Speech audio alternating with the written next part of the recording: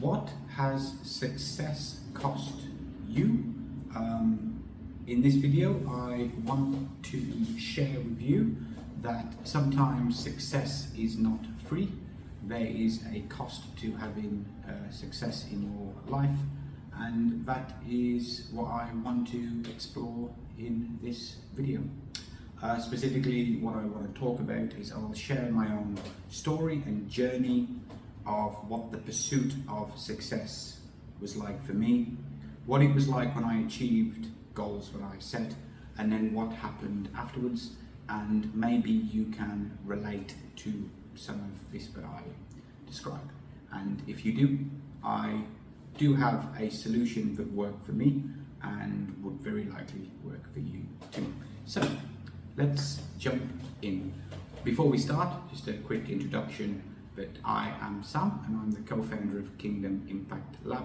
And what we want to do is at Kingdom Impact Lab is we want to build our business on biblical principles.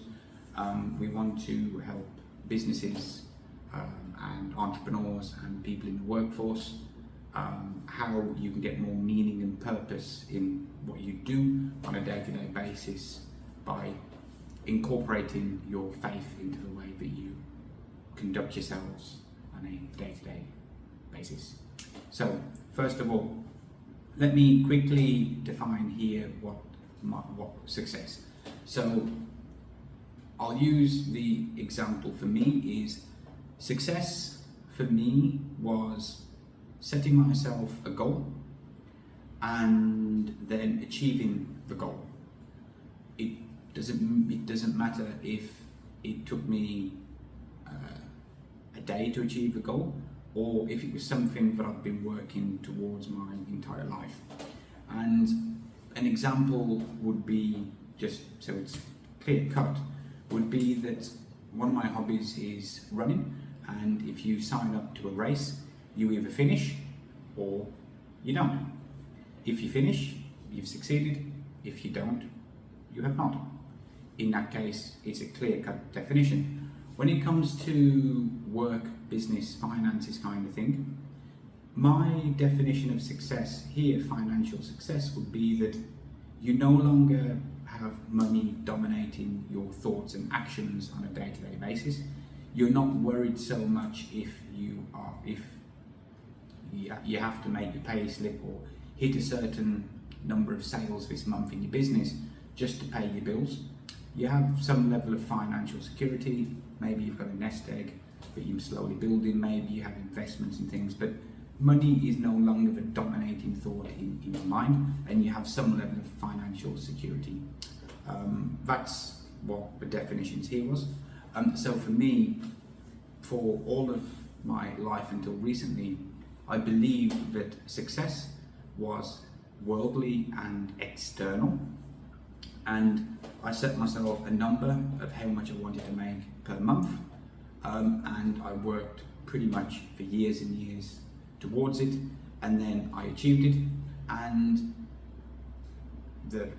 it was nice for a day or two, but then immediately afterwards I tried to think of, well, what's the next goal, what's the next thing that I want to achieve, and by doing so I had instantly neglected my entire life working towards a goal, only to then push the goalposts more than double of what had taken me 30 plus years to make, and instantly more than doubling the goalpost, and then that's where I'm aiming towards. And so as a result of this, I had instantly neglected to appreciate what I'd actually achieved, because it was the pursuit of the next goal.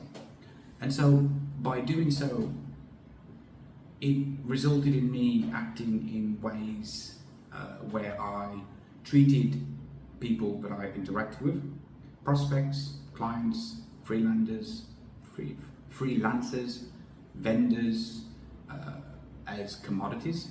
It was always, how much of a return on investment can I get from you?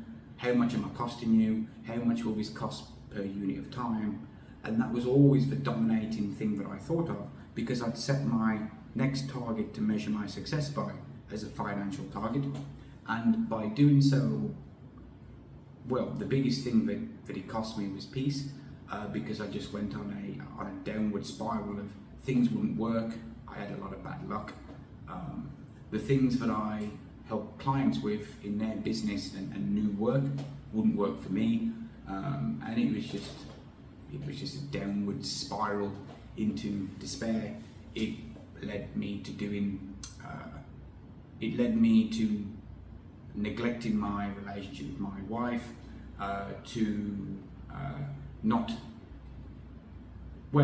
to behaving, to basically taking all the stress that I put on my own shoulders onto it. Sometimes I just snapped and lost my temper and got angry at the smallest things around the house, so I took it all out on my wife and young son, and there were sleepless nights and a whole bunch of other things that just kind of fell off a cliff.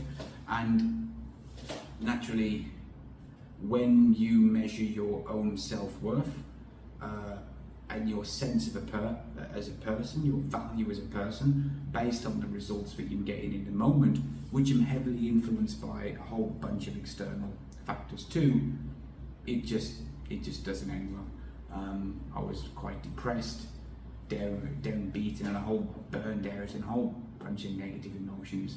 And then when I became a Christian, I learned what to do, and the solution that worked for me was to anchor everything that I do in a day-to-day basis on the pursuit of becoming Christ-like, which is the pursuit of excellence in everything I do, trying to be the best that I can be and do the best job I can in every single situation, even if no one's watching or noticing.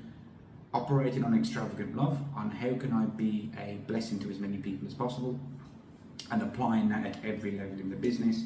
It's operating on integrity, and having integrity even when it goes against my own best interests, which has happened more than once.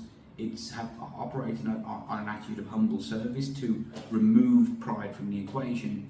And so with all of these combined, it means that I'm no longer comparing my self-worth to hitting a financial target or some level of success which I have arbitrarily defined myself, only to achieve that goal and then set the next goal, and then instantly you measure yourself of what you haven't achieved on your next goal, rather than looking backwards at what you have achieved.